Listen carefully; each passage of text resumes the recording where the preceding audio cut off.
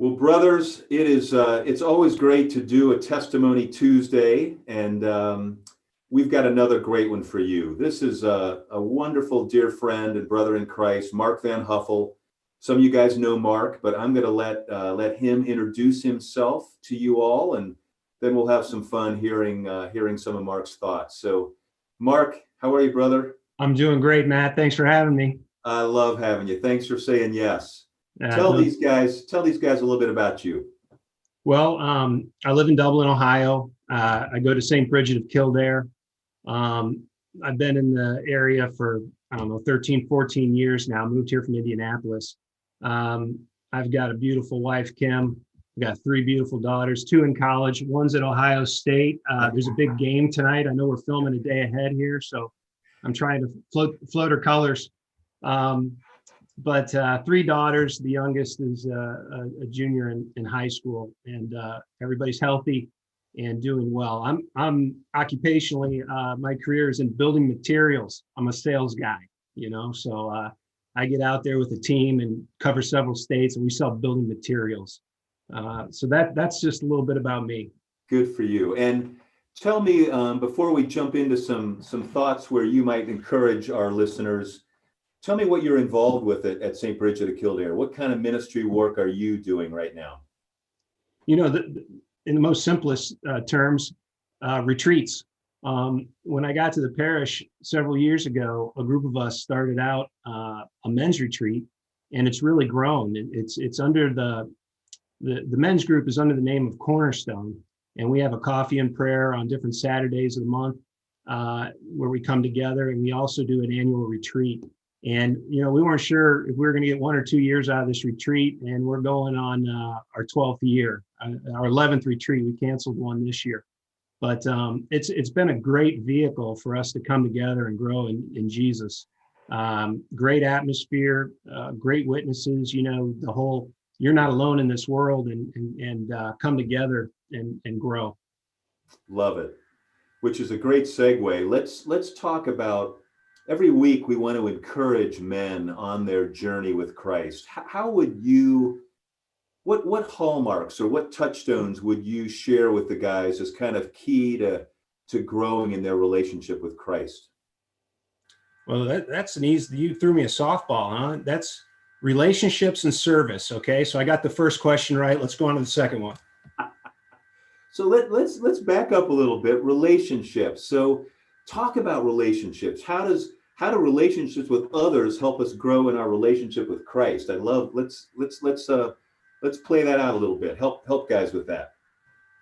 Well, in the ministries that I'm involved in, it's always been bringing groups of men together to bring bigger groups of men together to grow in Christ's love. And you do that together. A lot of men are isolated. We shake a lot of hands day in and day out. And those are acquaintances. Those are what I would call contractual relationships. I work with this guy, he buys my product and I do this for him. Or, I give you my tickets to the Browns game, which are going to be a hot commodity now, right? If you give me free dinners at your restaurant, there's a lot of contractual things going on. We need authentic relationships in our lives. We need, and that's kind of a buzz term. You need genuine relationships and authentic relationships. And I kind of lump that under covenant relationships with men. Someone who, you've made a commitment to and a promise to be their friend and be there when they need you most and to help guide them and give you the blessing to tell them when they're doing something off base. That's important. A lot of us don't have anything like that. And when you come together in community and faith and looking for those things, you can find them, and it can be very helpful. It's so great to hear that. This ministry, Catholic Men's Ministry, is one of our touchstones, is really helping men, encouraging men to come together in their parishes, or if they're young men at Ohio State, come together in a dorm or wherever and share and develop those authentic covenant relationships. So that's awesome. How about the other piece here, service? What do you mean when you talk about service? Yeah, it's hard when we talk about encouraging others, on how to live their faith without talking about service. And I go to the Last Supper and Jesus, with the disciples, here we are, the scene's set. They're arguing with each other on who's the greatest and who's going to go in on the right and the left when he goes into his glory. And I mean, are they missing the boat or what? Right.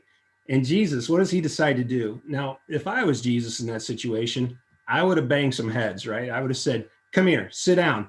This is my last night. Don't you understand what's going on here? I need you guys done to get this, right? I would have, let's go A, B, C. No, he doesn't do that. He decides to love them. And his last act of service is the washing of the feet. And at that time, apparently even slaves couldn't be made to touch their master's feet because it was that low of duty. And Jesus gets down and washes the disciples' feet. Everybody knows the story. And he says, the Son of God did not come, the Son of Man did not come to be served, but to serve. And my gosh, it's magnificent. And we have to remember that. And for us guys, we're always trying to find significance and identity. And we put it in all these things, and a lot of times the wrong thing. And when we learn that our identity comes from Jesus through service, you never feel better than when you're being generous. You never feel better than when you're helping somebody else out. And this goes back to relationships, right? Covenant relationships. There's a time in your life when you're going to have nothing left and you're going to need somebody else. And we need people to serve, and we need those relationships. So that's how it kind of binds together in my mind. And ministry is nothing more than service and being a father, your household, coaching. It doesn't have to be specifically in the church even.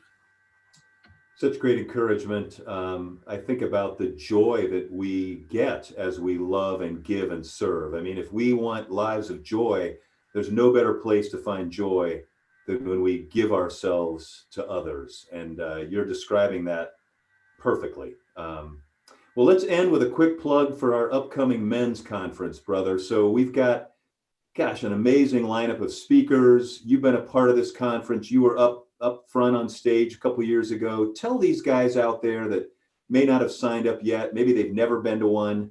This one's going to be virtual, most likely. We may have a few parishes hosting some small gatherings, but we may be watching this one from home. But still, there's something about the fellowship. And tell these guys why they should get on our website and register for this conference, February 27th. Matt, I'll tee it up this way. And you could probably relate to some of this too. If you want to be a good golfer and you say, you know what I'm going to do? I'm going to go out on my own. I'm going to do it all myself. And I'm going to do swing until I figure out how to hit that ball. And, it's a long, hard process. Now, if you go out and you tap 5 of your best buddies who know how to play golf and you say, I need help, can you watch what I'm doing? Can you give me some suggestions? Can you film me? I got to understand this, and on the side, you get a professional to give you some lessons that you got to pay for. Who's going to get further? The guy who's doing it all by himself or the guy who's getting help in the community? The guy who's getting help. Same thing with investing, for example.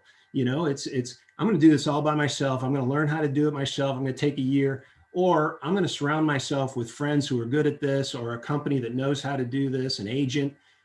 Who's going to get further? You can get, on your own, you get so far. As a group, you go a lot further. And so the point is, the conference is no different. Look at that, my phone's going off. So the conference is no different.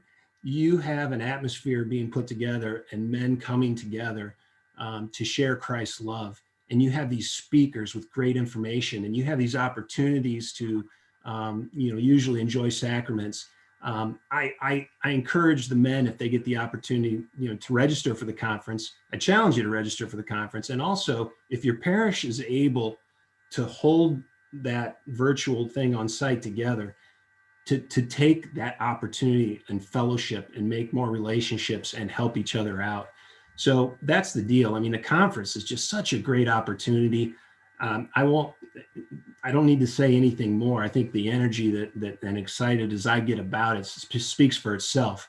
But I hope a lot of people participate. What a great year, especially coming out of the pandemic, right? Because we've been so bottled up. And even though this thing's going to be virtual, we're going to share it together. Well, that's a wonderful promotion for it. It is going to be a great opportunity for us to learn, to grow together, hopefully in some parish settings, but also to get to get that formation so that we can come back together when COVID's behind us and be that much further ahead on our journey towards sainthood. So, Mark VanHuffel, thanks, brother, for joining me today. Guys, this has been another Testimony Tuesday, and we'll see you at the conference. Check out the website, CatholicMen'sMinistry.com. You're on it right now, or you're on one of our platforms. Go and register for the conference. You won't regret it. You'll be glad you did. Mark, thanks. Take care, guy. God bless. Men, God bless you. God bless.